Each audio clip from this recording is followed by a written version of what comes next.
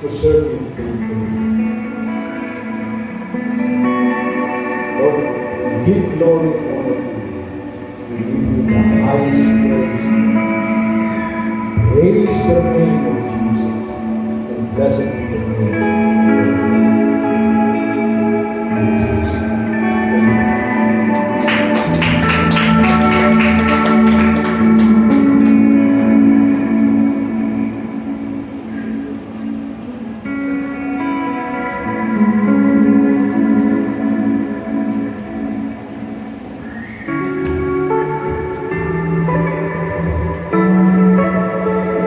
Amen. Good morning po.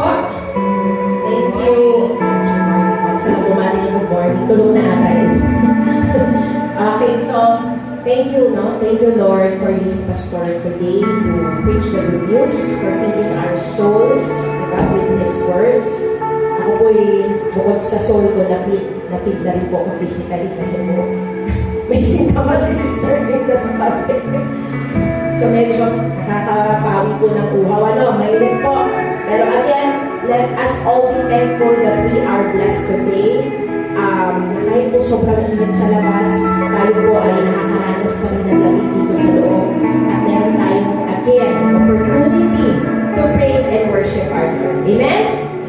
Okay. So, sabi nga po, Sunday marks the beginning of the Holy Week and commemorates Jesus' triumphant entry into Jerusalem. Yun po yung religion Pastor kanina, no? It also invites us Christians to reflect on the significance of the cross, not just a symbol of suffering, but as a testament to Jesus' ultimate love and obedience to God.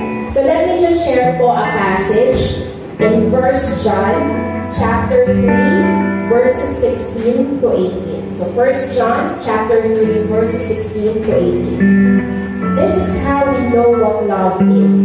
Jesus Christ laid down His life for us, and we ought to lay down our lives for our brothers and sisters. If anyone has material possessions and sees a brother or sister in need, but has no pity on them, how can the love of God be in that person?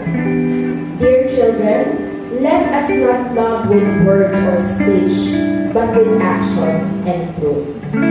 So let us bow down our heads and as we reflect and pray to God. Dear God, as you have loved us so much that you sent your Son to lay down His life for us, we thank you for this incredible gift of love. Help us to reflect your love in our own lives, not just with words, but with actions and in truth. Grant us the strength to love our brothers and sisters as you have loved us, and help us to be a beacon of your love in this world. We ask this in the mighty name of Jesus Christ, your Son. Amen. Tayo po'y magbigay